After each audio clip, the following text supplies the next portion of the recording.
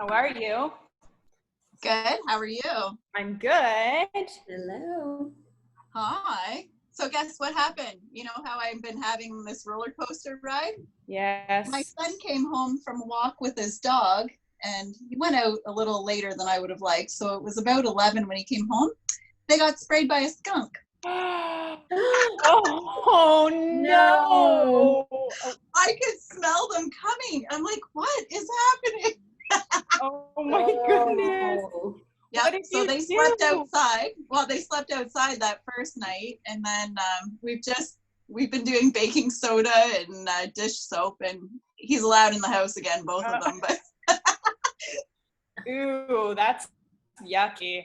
Ooh, you know, we're just getting all the crazy out of the way here. That's right. Oh my God.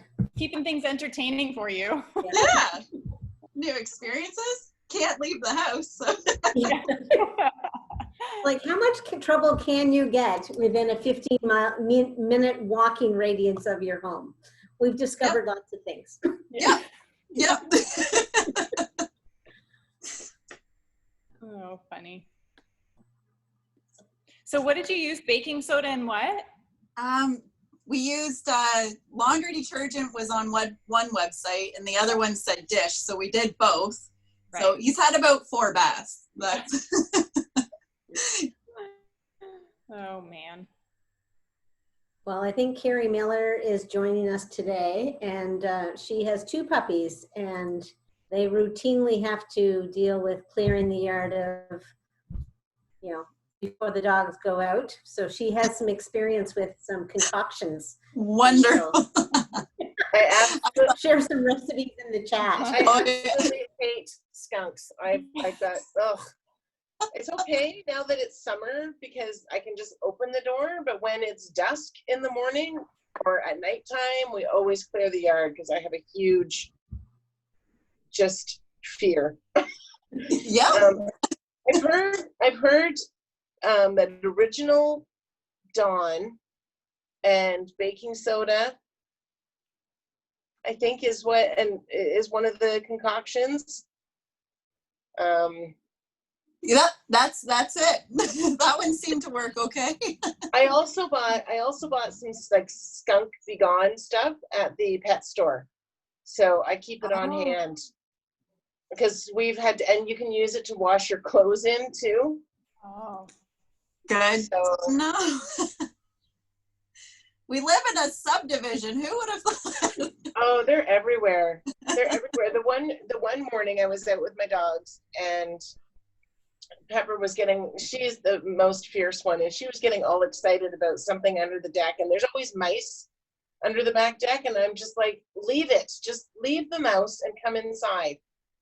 And then I went up kind of to yell at her, and then I could smell it, and then I started screaming, get in the house, but instead she went underneath the deck with it. Oh, and so I didn't think she got it, but it was enough that it was. Ugh, so many times. You have to visualize Pepper. What's that? Visualize Pepper. She looks like a greyhound dog, Let me go but find is only this big. She's like the skinniest supermodel skinny dog ever. Oh. And nervous and twitchy, but ferocious. Oh, For goodness. little critters. She definitely has her breeding down pat.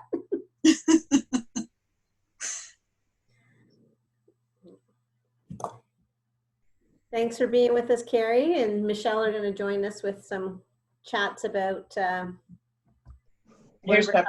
today, about talking about kindergarten, like how do we welcome new kids. So, Can you see Pepper? oh, Hi, Pepper. I can't see myself, so I don't know what you see. But you have to scroll down on your camera feed if you don't What do you have it mean? on grid view. Grid Grid view, you can scroll over. I thought it was because it was already. Oh, it's probably because of I'm on the iPad. Oh, I can see the corner of you and the ceiling. Oh, there she is. Oh, do you see her? Yeah. Aww. Pepper. And she's old too. She's like 13. Aw. Making her Skinny. Zoom debut.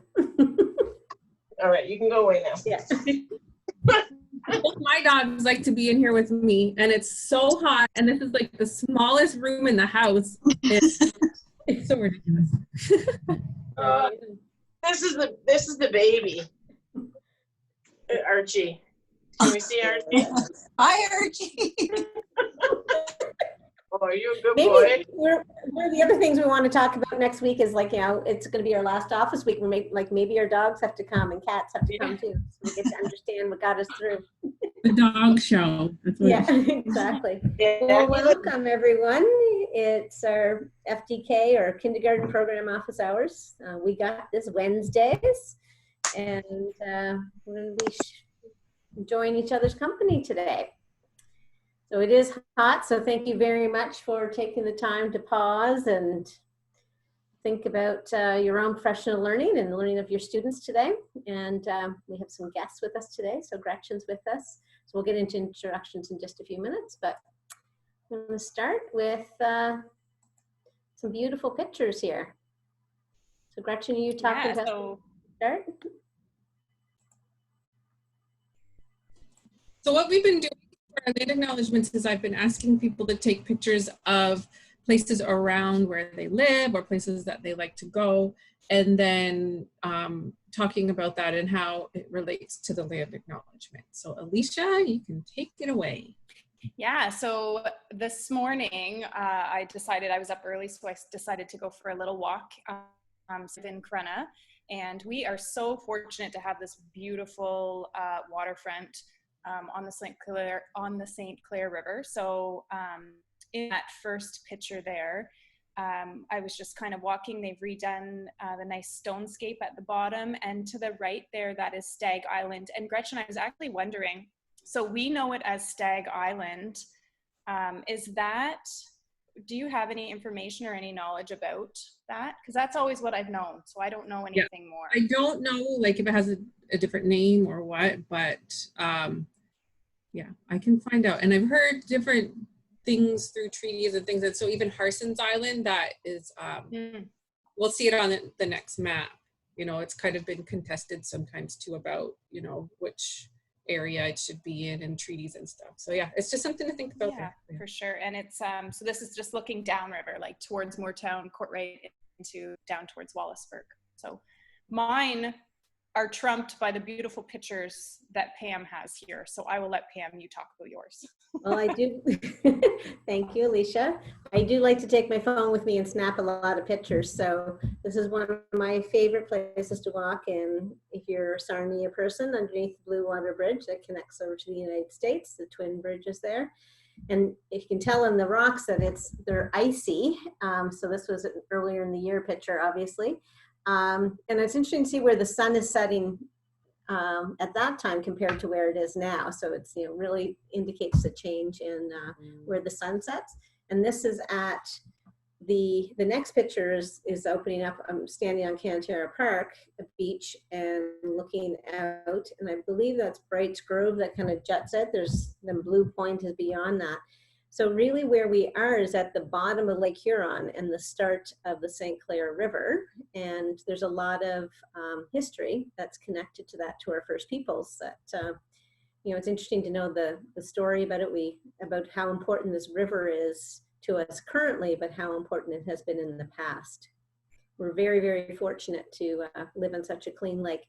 I had another picture when I was at up further along the shoreline, and the water was so that blue water blue. My sister who lives on the East Coast, she said, I always forget like how blue your water can be. Like it's just remarkable. And your picture captured that today, that lovely teal blue to it. So Gretchen, you have more information for us beyond like what we see today? Alicia's gonna do it. Alicia's got it. Yeah, so Pam, Alicia's got it. Okay. I'll do the next one. Okay.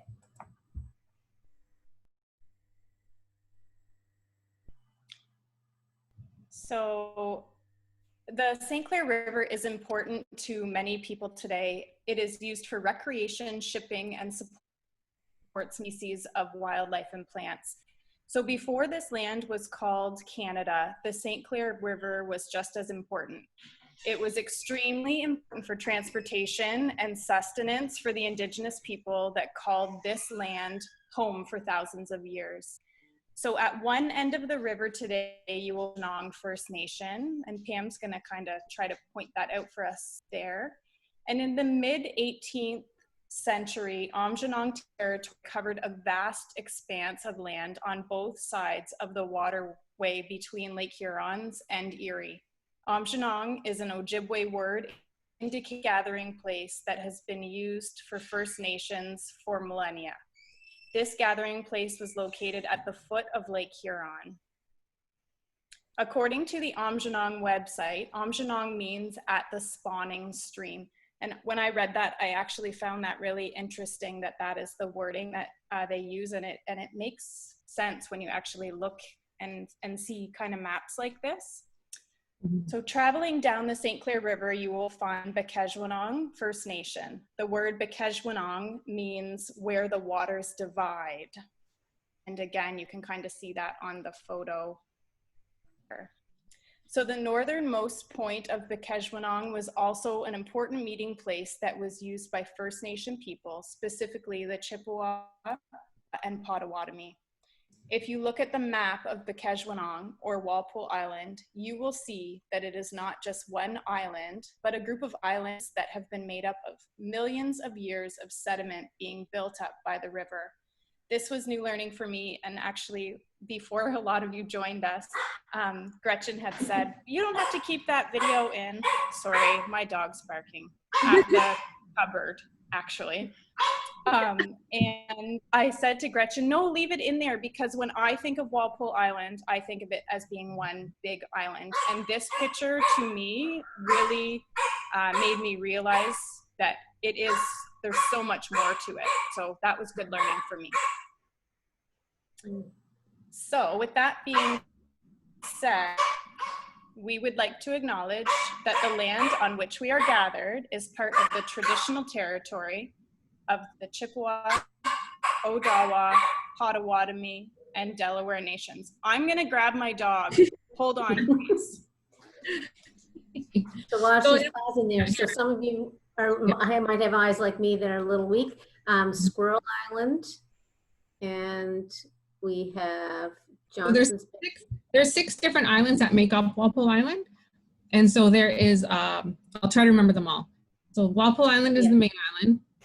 Squirrel Island, and there's Seaway Island, there's Potawatomi Island, Sands Island, and Bassett Island.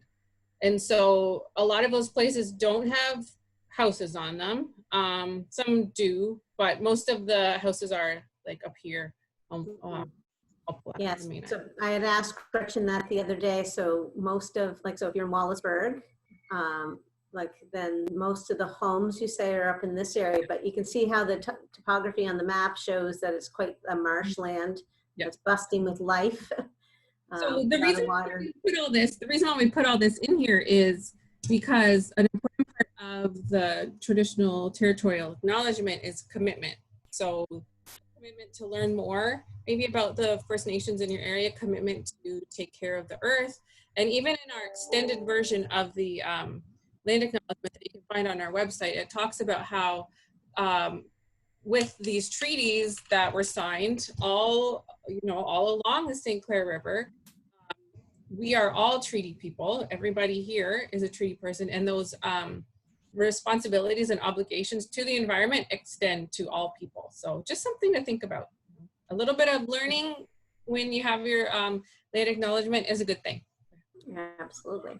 Thank you, Gretchen, for taking over that, and Pam with my dog barking in the background at the room. So sorry. With that being said, we are a team. Yeah. In the planning, presenting, and chat. For sure. Joining us, I am Alicia Shank, one of the instructional coaches for the board, and I'm joined by my wonderful crew here. Yeah, so I'm Pam Gallant, member of the elementary program team, and we're very excited to have Gretchen join us today to have bring the voice of Indigenous perspectives to our conversation today. And because we know we've been having lots of conversations and wondering about the diversity of our classrooms and how we can engage our littlest learners in their own discovery of identity and sharing all of that. So welcome, Gretchen. Thank you. Thank you for having me. So just let me know when you need me to share my screen. So. Yep. Okay, so today's plan, we need to kind of do a check-in first to start if anyone has anything to share or if anything's come up in the last week since we were with you last. And then we are going to frame our conversation today around belonging and contributing and that idea of diversity and helping our littles to make sure that they are self-identity at this kind of early age. We are then going to have a few guest educators who are going to share their new FDK ideas and what their schools are planning to do. And then we're going to close off by kind of a chat about the next session, which we believe is going to be our kind of last session of our school year. So yeah, we'll chat about that. We'll bring office hours to a close. Yeah. Actually, I was just thinking how, you know, if we're going to lead today with the belonging and contributing from the curriculum part and diversity, and Gretchen's going to help us, you know, expand our thinking on that. Really, the teachers that are joining us today are talking about the first ways they're having students belong to their classroom. It's kind of a nice little connection and how they are going to go into the summer knowing who their teachers are. For sure.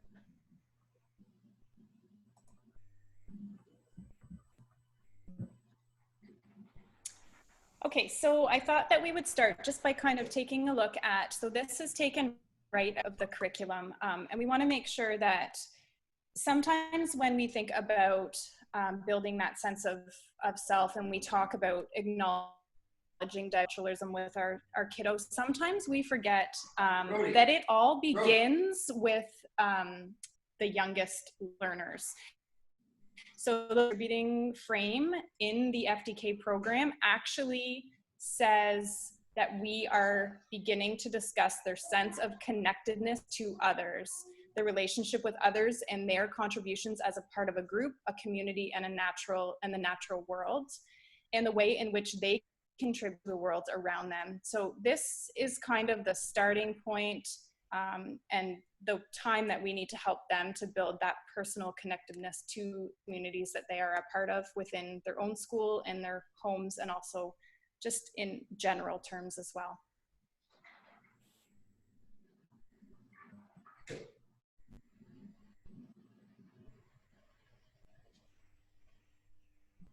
Okay, and again, this kind of quote, I'm not going to read through it at the beginning, but it was kind of interesting that I found, again, right out of the curriculum. And overall expectation 5 talked about demonstrating an understanding of the diversity among individuals and families and within school and the wider community.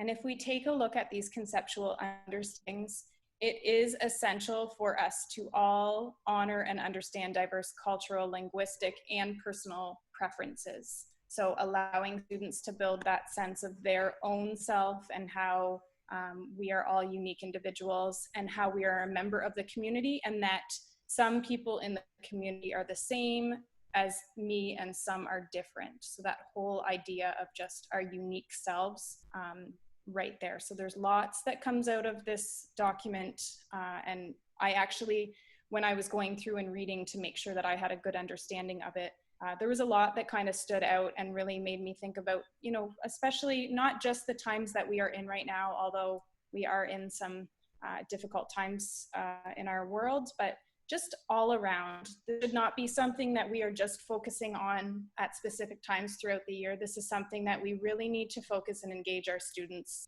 throughout the year as it goes all the way through. So that's kind of our focus today. So keep that in your mind. I don't know, Pam or Gretchen, if you had anything to add. I just see that word value there, that we are learning that all persons have value. And I think that's been something that, you know, our communities are struggling with, and, you know, we are trying to make sure that we are reflecting on our practices as an educator. Like, what are we doing to foster that environment where all feel that they have value and have a voice?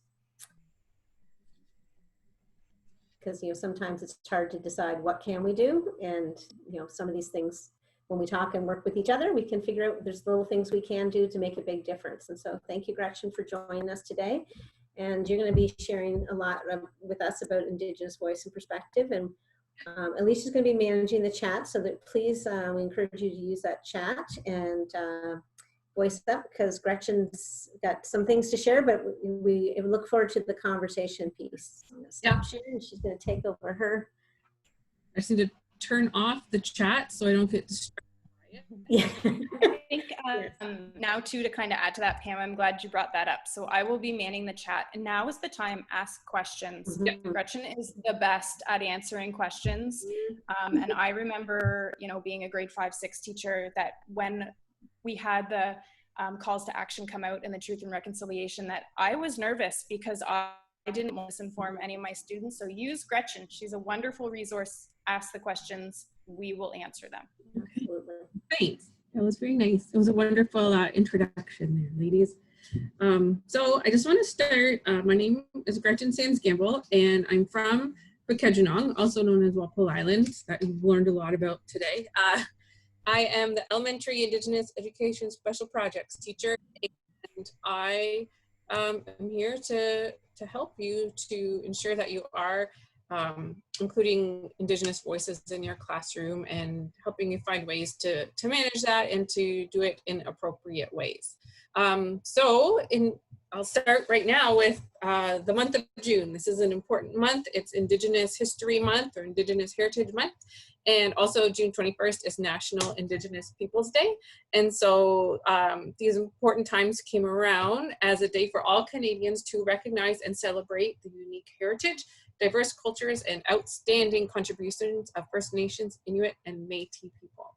Okay, so there are those 3 distinct groups within Canada, and they all fall under the umbrella of Indigenous. Okay, so Indigenous, and then First Nation, Métis, and Inuit, and then First Nation can then be further broke up into the different nations. So I'm Ojibwe, and we hear about Potawatomi, the Odawa, the Lenape people. So there's lots of different nations within Canada, actually. Gretchen, are you sharing the screen with us yet? I will, yeah. Okay. Yeah. I just didn't want to be missing out on anything. There's nothing yet, just me. So Thanks. yes. But I'll share the screen now, yeah. I just had to share screen. Alrighty, so let's see here. Oh, I have to get to there. Okay. All right, so I want to talk today about amplifying many voices. And so when we talk about many voices, this isn't just Indigenous people, it's many voices that have been marginalized. But I'm going to just start with a little bit of history on the Truth and Reconciliation Commission, because there's an important part in the report that really speaks to us as educators. So just a little bit of history. In the early 1990s, residential school survivors started to come forward with their stories about what happened to them in residential school. And so in 2006, the Truth and Reconciliation Commission was formed. And so this commission interviewed 6,500 residential school survivors and their families. So maybe some have passed on, but they wanted to hear those stories still. So in 2015, those interviews ended, and the Truth and Reconciliation report, the final report, came out. And so it has the stories in it and pictures, but it also has 94 calls to action that are for all Canadians. So there are specific parts that are for the justice system or the health system, but I really like looking at 63.3 for educators, because it talks about building the student, and I like to say student and teacher, because that's been in my role here, I'm helping you. So build student and teacher capacity for intercultural understanding, empathy, and mutual respect. And that really goes along with the overall expectation that Alicia was just talking about as well, right? So that mutual respect and that empathy and intercultural understanding really helps us, and it will help our littles in kindergarten to be good citizens of this country, right? And so, and to bring about reconciliation, or to work toward reconciliation. And so it's the Truth and Reconciliation Commission, and we cannot have reconciliation without truth. And as teachers, we are the bringers of that truth. And it's a really, heavy job. And so there might be some discomfort in it. And sometimes it's just acknowledging that you don't know, right? That you didn't learn about residential school, or the relationship between Canada and the Indigenous people who were here before it was Canada. And you might be met with some uncomfortable questions, but just know that we as teachers know that we can't move students forward by just giving them things that are easy all the time, right? So we have to challenge kids. So this is our challenge as educators. We need to lean into that discomfort and move ahead, because we don't want the same thing that we've always had, because it's not working. Actually, I was just thinking about those two words, truth and reconciliation. Like when we started, like our generations were starting to hear about the truth of what happened in our country with our Indigenous peoples, with the Indigenous people of the country. See, I caught myself right there. Our and the big powerful words. Like, so the Indigenous people of the land. Our, I don't own Indigenous people, so I'm learning to use the proper words around that. But like, there was discomfort in learning those stories and seeing those stories and having the truth come out. And then now we're still hearing the truth, but the reconciliation, the action part is really important. And there is a lot of discomfort in that, because we're fearful of making a mistake, or we're feeling like, how do I handle these complex challenges and conversations? That's where we learn, right? So thank you for helping bring a little bit of comfort and understanding to this. Thank you. It is too really interesting that, someone wrote in the chat that a lot of our students too are taking on their parents' beliefs and ideas. So that lack of understanding, or maybe just the conversations that our students hear stemming from home, those are going to come to school with our children. So we do need to find that discomfort and kind of guide that as our learning. And that's what we educators do. We find that discomfort and then go ahead and learn from it and reach out to people like you, Gretchen, so that we can transfer that knowledge to the kiddos. That's awesome. And like, it's a very important job, and it's just something that we have to do. And, we do it. I think we are able to. There's so many resources and for teachers to learn to be able to address those, right? So this is something. These are 3 important questions for yourself to help you to reflect on whose voices you're sharing in your classroom. So whose voice has traditionally been shared? Okay? Whose voice are you sharing? And whose voice needs to be amplified? Okay? And sometimes, I've heard people say, well, I don't have any Indigenous kids in my class, so I don't really need to do this. But that's not true. This is learning for everybody. It's important learning. It's important to show that there's value in Indigenous languages. There's value in Indigenous voices and Black voices, right? We need to be able to share, to show the students in our class that there is value in all of that. And by doing that, we share those voices. This is an infographic that I found, and we used it last year, and it's I found an updated one too, but it's really good. So just take a look at it, and I'll give you a second, and then maybe in the chat or with your voice, we can just have a quick discussion about what you see. I highly recommend if you could make this as big as you can on your screen, because there's lots of things to discover as you look at it.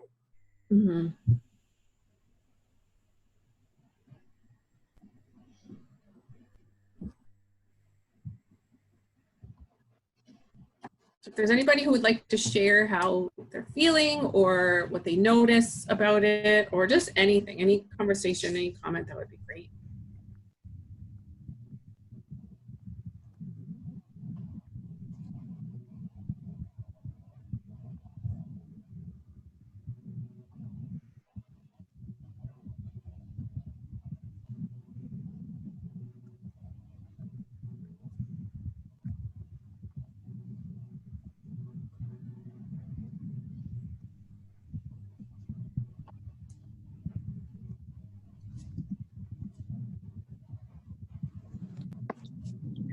Gretchen. Hi, sorry. I was just wanting to comment on this. Sorry, I'm just trying to find a quieter spot.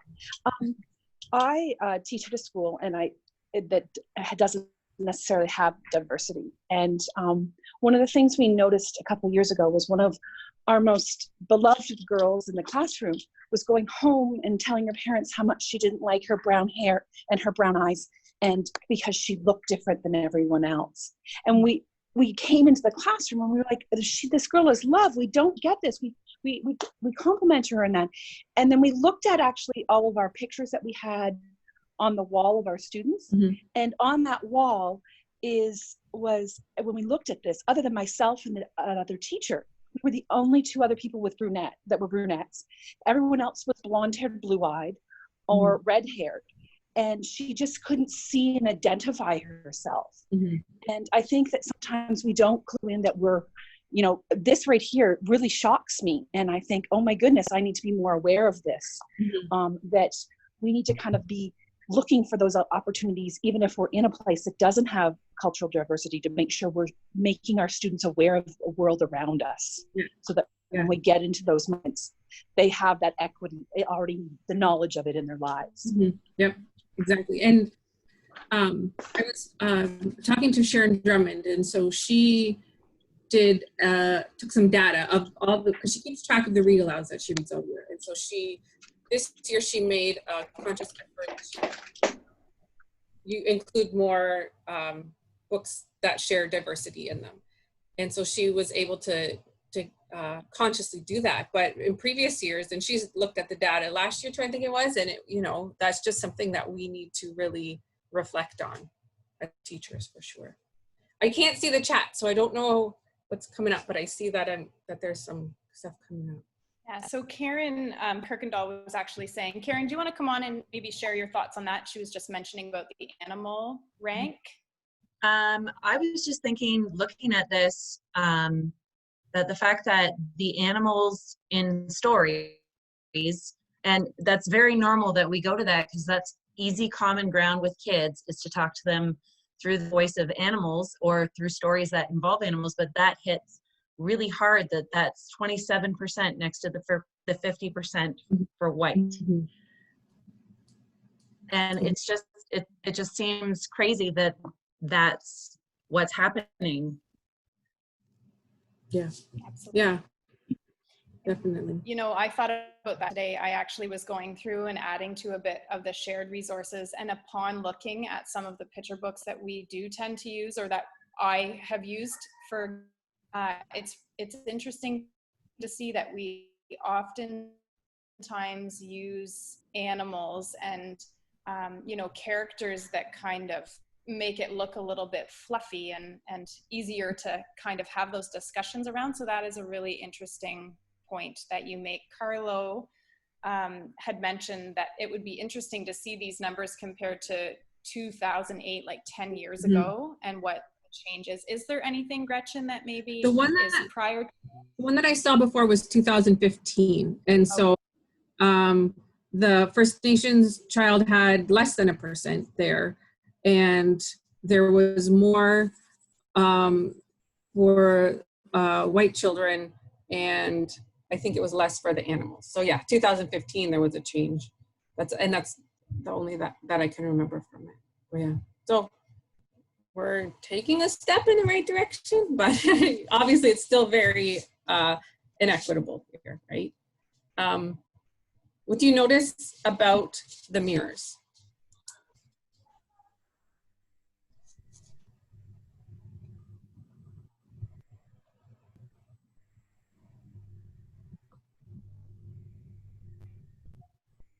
I notice that there's a lot of them,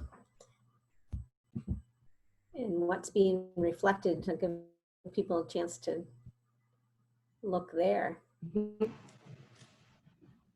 Mm-hmm.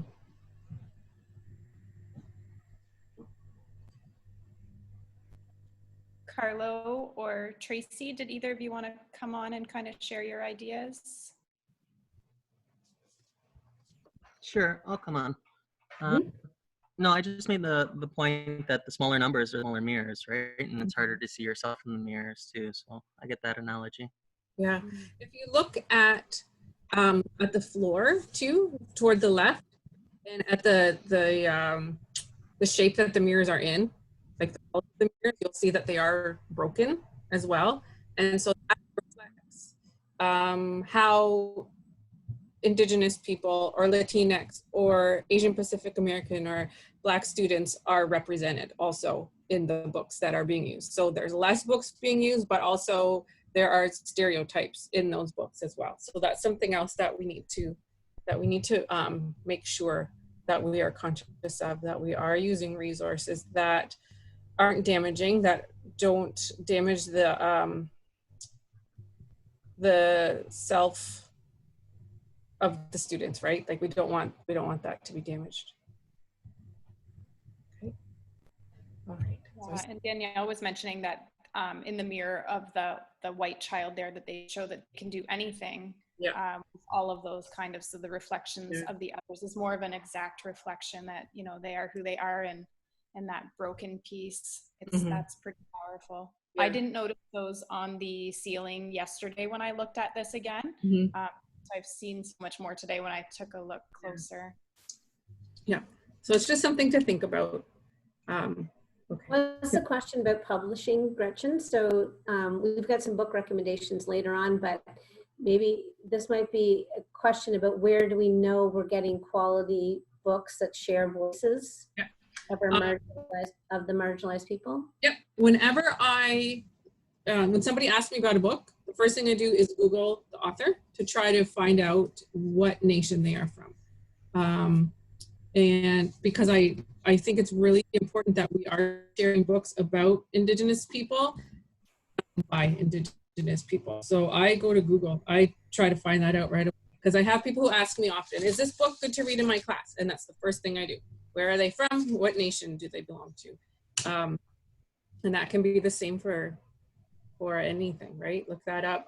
There's a good website, goodminds.com, to buy books. They have people who vet their books to make sure that they are appropriate, and they sell books by Indigenous authors, but still sometimes even there, I'll make sure to look that up. Thank you. And Mary Lynn had added eaglecrestbooks.com with literacy books featuring First Nation children. So thank you for adding that. Okay, I'm going to move on now. Okay. I'm just going to jump in, Gretchen, just for a second to talk about Eagle Crest, because we ordered them when I was at Nahi Ridge, and for our primary classes. They, what's beautiful about them, in addition to the fact that they are about First Nation cultures, they also, the pictures are real. So it's not cartoons. It's not, it's true Indigenous kids living with grandma, maybe, like real stories, real pictures. They showed up at our school and we put them in the primary classrooms. All of the kids loved them. Like they, you know, it wasn't just that the Indigenous children were drawn to them, but all of the children were, and it was a really rewarding experience. So highly recommend those if you're interested in leveled literacy. Anybody? Greg, Mary Lynn, before you sign off, can you tell us what Nahi Ridge means? Sure can. I love this story. Should I put my own little plug in that it was me that created it? But anyway. Advocate for it. So when the schools were joining together, Ridgetown Public School and Ridgeview Moravian, Ridgeview had already been renamed. So when I actually attended that school in grade 7 and 8, and it was Howard Harwich Moravian. So it was the two townships that kids came from. And then it was renamed when Orford closed and joined it and became Ridgeview Moravian at that time.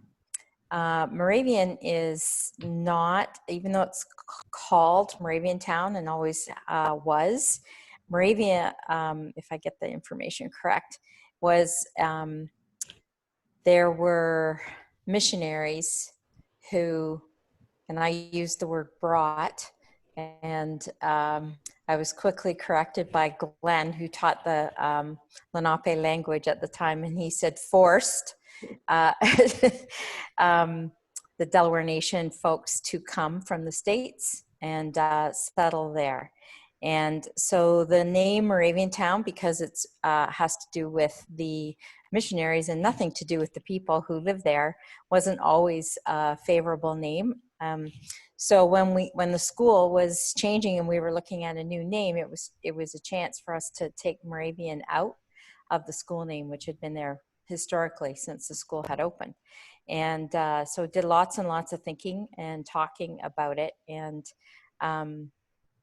Glenn, who was the teacher of the language at the time, had talked to me about Nahi and the fact that Nahi means downstream and in their language, and downstream, they were referred to Nahi by the Muncie, Delaware nation because they're upstream. And so so that's my understanding anyway, is that they were referred to Nahi. So they had sort of started calling themselves in some places as Nahi. And what was nice about that was that ridge is already in this name, and it's not much of a ridge, to be quite honest, but it is a ridge. And if anyone's lived around there and knows it, but the ridge was like a geological, right? Landform, as well as Nahi meaning downstream, which is also, has to do with geography. And so the thought that those two could go together nicely that way sort of just came together in our naming meeting. But there's my story. Thank you. Did I say everything you wanted me to there, Pam? I just love how it's like going back to its original roots. I like that. Yeah. Yeah. Anyway, sorry to interrupt, Gretchen. No, I appreciate that. I don't even know if I've ever heard the full story either. So the history of the Lenape people, of Lenape Lakawit, and that's how they say it in their language there, so a Moravian town, is very interesting. And they actually came from Manhattan Island, like that area there, when they were forced down. Up, down. Yeah, I'm not sure. So yeah, so it's really interesting, and it'd be something to really to take the time to learn about, especially if you teach in that area. Yeah. Okay, I'm going to move on.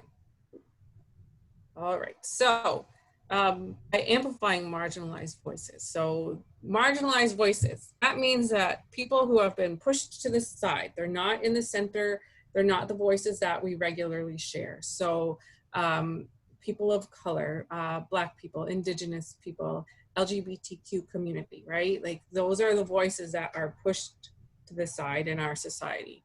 And so for us to recenter those voices, to bring them to the center, are ensuring that students experience diverse perspectives. And then that goes back to the empathy and mutual respect.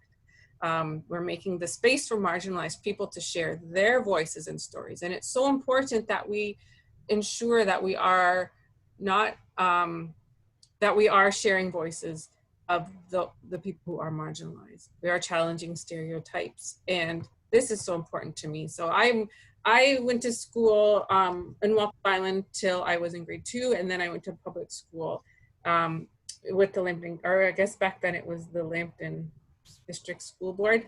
And so I did not see my culture represented at all, right? So there was that just wasn't done, and except it was when it was the Indians unit, right? And so that was really demonstrating to me as a student that my language and my culture and the history didn't really have value in the school. So we need to make sure that there is that sense of belonging. Yeah, help students have that sense of belonging. A really cool thing was just emailed to me yesterday. So at the Sanquit, they've been working hard to include Ojibwe language at their school, and they've been inviting visitors from Kettle and Stony Point there, and I've been there quite a few times this year, and been working really hard to ensure that they've been amplifying the voices of Indigenous people in the community, especially so close to Kettle and Stony Point. And so yesterday, I got an email from Emily, the principal there, and she said, I just wanted to share with you this little guy, and he's from Kettle and Stony Point, and he goes to Pasenko School, and he shared about the powwow and why the powwow was important to him. So he and his family made a Google slide deck, and they sent it to the school to share with the whole school. And it was just so nice, because that really shows that that boy and his family feel a sense of belonging at the school. And I've also heard other good stories about families who come in and they hear the Ojibwe O Canada, or they see the Ojibwe words posted around the school, and they comment to their kids about it. Oh, that's the language our family speaks, you know, and that's really giving them that sense of belonging. And so again, bringing it back to the empathy and the mutual respect, showing everybody, Indigenous families, non-Indigenous families, that Indigenous voices, Indigenous knowledge has value in our schools. Okay, so how do we amplify marginalized voices? Okay, again, look for resources that are created by people who are being marginalized. So this is something that Nicole Hooper has created. So she's a Learning Commons coach, and she said that I could share it with you guys, and I put it in the links too. So she has included lots of books on this, that there's like 3 pages on it that share Black voices, that have books written by LGBTQ plus authors. There's Indigenous authors on here. There's a lot of different, a lot of representation of marginalized voices on these books. And so the way that we talked about it today, the way that she saw teachers using this is it would be a resource for them to go to and find. And so if they want to be able to share a book with the student through Seesaw or Google Classroom, they could go here, click on one of the links here, and then it would take you to that safe YouTube link that you could share with your students. So I'll make sure to share that in my my show notes or whatever, my resources. So she did a really great job doing that. Last week I shared the Indigenous Peoples Day. Let's see if I still have it on. Learning Commons. I don't want to go into this too much because I went into it last week with you guys, but that's in the show notes as well. So this is something that you could share with your students tomorrow if you wanted to, right? So, okay.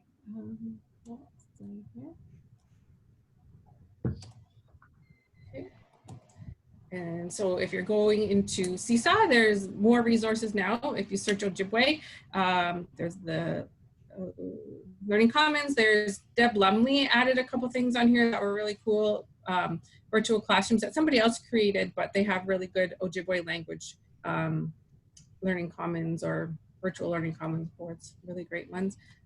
Indigenous, so if you're searching for Indigenous Peoples Day activities, there's this really great coloring book that Melissa Dent uploaded, and Indigenous History Month music lesson on there too. Oh, there it is right there. Forgot that I moved the slide. So this is a time to kind of reflect. You don't need to answer, you can if you want to, but what holds value in your learning community? So it might be taking care of the environment, right? It might be ensuring that you read books that are about female characters, okay? So we need to make sure that we are showing that many voices hold value in our learning communities. I'm gonna stop here just to, if there's any questions or anything really quick, or if you wanna share what holds value in your learning community.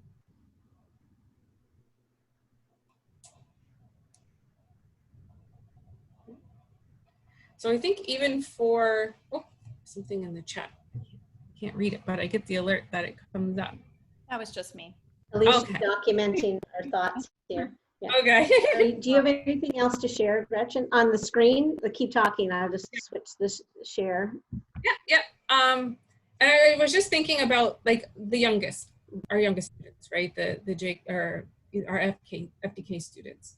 Now is the time to normalize for them to see people of color, to read books about characters who are in the LGBTQ community. We need to make sure that that's normalized to them so that you know, they're not just seeing one type of representation in their classroom, okay? And, you know, you might have to have a difficult conversation with a parent, because I've had quite a few in my life, because I was choosing to amplify voices that they were not used to have amplified in their classroom. But as it's our job as teachers to ensure that we are being equitable and that we are working to build that empathy and mutual respect. Okay? So if you have any questions, you can email me and I will answer them as best as I can. And I've been asked, I have all kinds of questions, and I have no problem answering questions. You know, invite me to your class. I can join you for Google Meet if you want to, or I can read a book for you guys for your class. If you follow me on Twitter, I share lots of resources on there as well. So yeah, if there's any questions, just let me know. You are a gift, Gretchen. You are give all the time. Thanks. Yes, we are so lucky to have you. So kind, very kind of you guys. Okay, so I'm going to add the resources into the chat right now so that you can go to it. Am I still sharing my screen? Oh, I just switched it off. Do you need it back in? I'm done. Yep, I'm done. I'm just going to make sure to share it in the chat so that you guys can go to it. There's lots of links in it and things that you can use for your classroom in there. And I keep adding to it too. So I'm trying to figure out how I can keep it all organized and everything, but it's, yeah, there's a lot on it for right now. So yeah. So Bitmoji has hit the craze of things. And so just to add on to what Gretchen is sharing, we're sharing also another resource with you. So you'll see down here that it's a copy resource. So when you click on it in the resources that we were sharing in the chat today, that we have actually started with Toronto District School Board, that they have created this Bitmoji classroom with books of diversity. And so you will see, let's go to, that they had created classrooms that had some picture books and some novels, so you can share this around if you'd like, but they had picture books for with Black characters. Sorry, it's just taking a moment to load. So as anybody that's a teacher does, you borrow and you be inspired by all of the good things that are in these classrooms. So when I went back and looked at some of the books that Gretchen has been sharing throughout the year with us, and so we have added a new page onto this. So Mrs. Sands Gamble's pick, just like they have at Indigo. And if you click on Not My Girl, guess who's reading the book? Oh, is it me? It's you. So all of them are linked to the safe YouTube for you to go share. And so I encourage you to get your own copy of this. And as soon as you make a copy, you can add to it as well. But I love that idea, Gretchen, about it's a place where we can go and using your resources and these ones to go and find out the books that are just right for our students at the right time. So we can go and find out, is this the one I want to go pull in the library, or can I share this? There's a question in the chat about if there are lists of books. There are lots of lists of books. If you Google First Nations Community Reads, that comes up. If you go to the goodminds.com website, there are book lists on there for you. Even if you just type in anti-racist books for kids, like there's a lot of resources, a lot of book lists on the Google right now. So yeah. Yeah, exactly. And what I love about these Bitmoji classrooms, you can actually sample them and say like, yeah, that's a book I want to read to my class. So just a quick moment on that. But then we have some people in our audience today that are talking about how they're starting their belonging and contributing with their newest students. So I wonder if we can get them to pop in on the chat. We've got Carrie and Michelle. Are you guys out there? Sorry, Pam, just one sec before we move on. Gretchen, someone was asking if there were French Indigenous books for kindergarten. Yeah, there are. Last year, there were some French books bought for the FI schools that are popular picture books written by Indigenous authors. So they are there at this school. A lot by Monique Grace Smith. She was the author, but yeah, they were purchased for your school. They're there somewhere.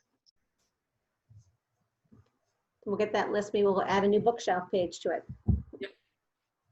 That is something that we're talking about. We were talking with Angela and Nicole and Teresa today and Steph, and we were talking about getting some French books onto Nicole's bookshelf. So yeah, check back there. And so that the doc that I posted the link for, it's just a couple messages up there in the chat that has the link to Nicole's bookshelf on there. So things will be added as we go along. Yes, so we'll add it to this document that Alicia will be sharing too. So you'll get it in lots of different ways.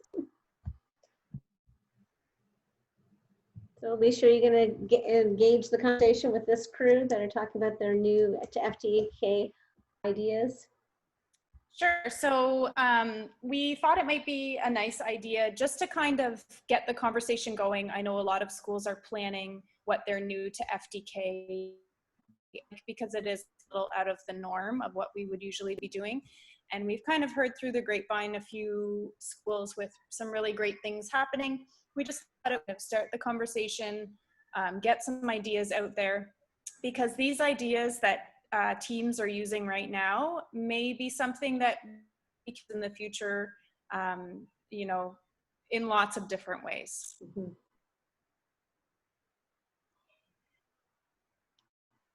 So Michelle and Carrie and have something to share. I don't know if Sari's with us. Haven't seen her. Sari out there. Yeah.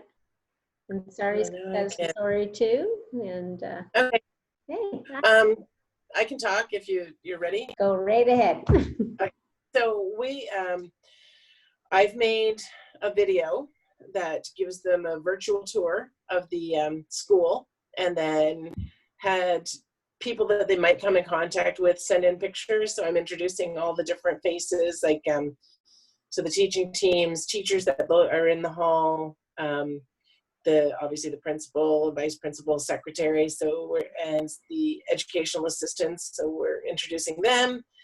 I take them on a tour around the school. So we're gonna share that video in a Google Meet with all of the parents. And then after we meet with all of the parents and share the videos, we're doing a couple breakout rooms so that they have a chance to be in a room with just their own teacher. And then the third thing that we're going to do is we're going to set up a Google Meet where they can pop in for 10 minutes, like they'll have a 10-minute time slot. So they come in, we can see the child, introduce ourselves to the child. We can ask them some specific information about their child. We have a script that one of our, somebody in the team made up. So things like, you know, what do you like to do? What are you afraid of? Are you toilet trained? When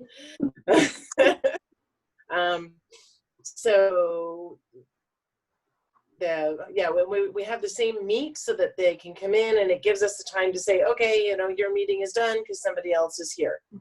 So and I just see that someone asked about the new kids' emails, and I believe that was all in the registration. Mm-hmm. So I know that our secretary has sent that to us. So I'm going to, I would have to set up my contact list anyway for next year. So I'll just do that now so that I can invite them to the Google Meet. So I'm only inviting them to the individual meet, but I know that the administrators are setting up the big meet.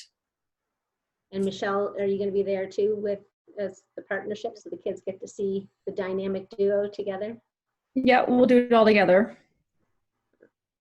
Yeah. Awesome. So I think even Mrs. Lozon, who's the educational assistant, hopefully that's going to be in our room. She's going to come and be there too, so she can see some of our new friends. Yeah. That's that idea of having a chance to kind of chat with the parents, and then also those breakout rooms. That's a good idea. Mm-hmm. And I used clips to make the video. Yay! I'd share it with you, but it's like 12 minutes long or something ridiculous like that. And nobody wants to see it. So. Yeah. There you go. And thanks so much for sharing. So you guys are using that Google Meet language platform just to connect. That's great. And Sari, are you out there? She's having Wi-Fi issues. Yep, I'm here. Okay, so yeah, we What's your plan? We did Google Meets as well. We didn't do the big meet. We just did Tanya, my teaching partner, and I did meets individually with families. We contacted them over the phone, and then we sent the email invite. So then we're connecting also through Seesaw. So I think over the next couple of days, we'll invite them to Seesaw, and then we're hoping to have pictures of ourselves up, as well as a tour of the school that they can just click on when they get to the page. We have told them that we're not using it over the summer, just so that we're not inundated with communication. Yes. But we figured as a team with our principal and with the other FDK team that it would just make the transition in September a little more seamless, so that they've already had a chance to play around with Seesaw, get to see us, get to know us. Yeah, I don't know if Tanya wanted to add anything to that. We'd love to hear from her.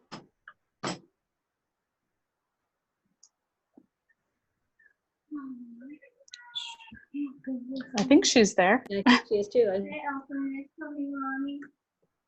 I think it's nice too that a lot of the experiences that we've had throughout this kind of remote learning environment, lots of people are being able to use and kind of transfer to this. Yeah, we've created, I just saw somebody asked a question. We created a new Seesaw classroom just for the new to JK students. You can open it. Sorry, that's my son. Okay. He hasn't bothered me this whole meeting, and then he needs help. So yeah, we created the new classroom for all of the JK students at our school. We have 2 FDK classrooms. So we're just going to add everybody in there. And then once September comes, we'll divide them, or maybe the end of August, we'll divide them into their classrooms. We just kind of thought that was a little easier right now. And to keep it separate from the activity that you have going on with your real Exactly. class. Yeah, so that's nice. Yeah. You know, I think both your school, King George and Chatham, and Air Road in Sarnia, just be thinking about how like your team is not just between the ECE and the teacher partnership. You can see that it's very evident that involves the other classrooms. So it must be comforting for families to know that, you know, you're all working together to support the littles when they come. Jen Gardner, I don't know if you were out there. Jen was sharing me a little bit about what herself and Heather were working on. Jen, did you want to just quickly share what you guys were doing? Yes, I see that we're running out of time, so I'll be brief. But in addition to, we're doing a lot of the same things that we're just talked about. But in addition to that, we've all been asked to create our own Bitmoji classrooms. Just to get the vibe of our room. So Heather and I's room will have a nature alphabet in it. It will have a lamp, wicker baskets, that kind of thing, and our famous green swirly carpet instead of the ABC typical one. And we're going to have different introductions to people, a video of herself and I introducing ourselves and how excited we are to see them, and Ms. Mills, the EA that works with us, and our prep teacher and the principal. Something really neat, I asked Gretchen if I could borrow her outdoor learning commons to include that, because I really want to showcase our Indigenous perspectives in our classroom. So she said I could do that. So that's on there. Yeah. We thought we'd put a couple of things like where we line up in the morning, things that are important for the first day, where we dismiss. We have a Google form that they would normally sit down and when we had our interview together and fill out. So we're going to include that, just little things. You know, if your child has any learning differences, just to avoid those little kinder surprises if we can, that we all get there in September. A tour of our classroom, some pictures, just different clickable things that they can learn about us, and that's something all 3 of our classes are doing. So. Awesome. And I imagine it can be quite stressful for a family to bring their child and get all this information. So the fact that you can revisit it too, like over the online platform that you're choosing to share it on, is nice too. That right? Yeah. don't have to be in a rush to do that. Yeah. Yes, and we acknowledge that we don't really know what September is going to be looking like, but we, you know, as far as us being prepared, we'll probably be prepared for in-class experience, but having a connection to families electronic is probably going to be essential for us moving forward. So this is a nice, friendly, gentle start to it. Like Sari was saying that, you know, play around with Seesaw and now when it doesn't really matter, right? So this is just making a connection, not about getting students engaged in the learning. Yeah, and everybody's welcome to use the virtual outdoor learning commons that I made for your new to FDK resources too. Awesome. We need to get a little stamp or something on our Bitmoji classifieds, shareable. Open all that up. Yeah. And just a reminder to that FDK shared resource that we shared with you last week. We have put some links to some of those virtual libraries. We're hoping that we will get some other ones on. Thank you so much for everyone who has been adding some things to it. And again, please feel free to share that resource if you would like. I've also added a few people have been using with a safe YouTube link just to kind of get you started. And again, add what you can, use what you like.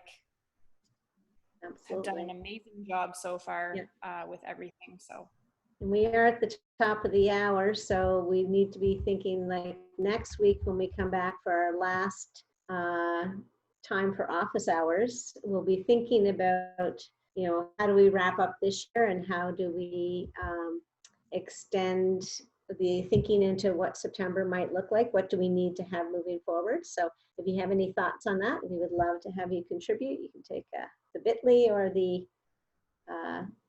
QR code or email us. We'd love to hear your ideas. or if there's anything even right now you want to go in the chat that you would like us to chat a little bit more about, or any questions you have for next week for our last office hours, we'll hang on for it so we capture those ideas. Again, thank you to everyone who joined us. Gretchen, you are amazing. Thank you. Thanks for having me. And thank you so much for people sharing their voices today in the chat and texting, typing, and through conversation. And thank you to those educators that have joined us for what your plans are. We appreciate it. Thank you.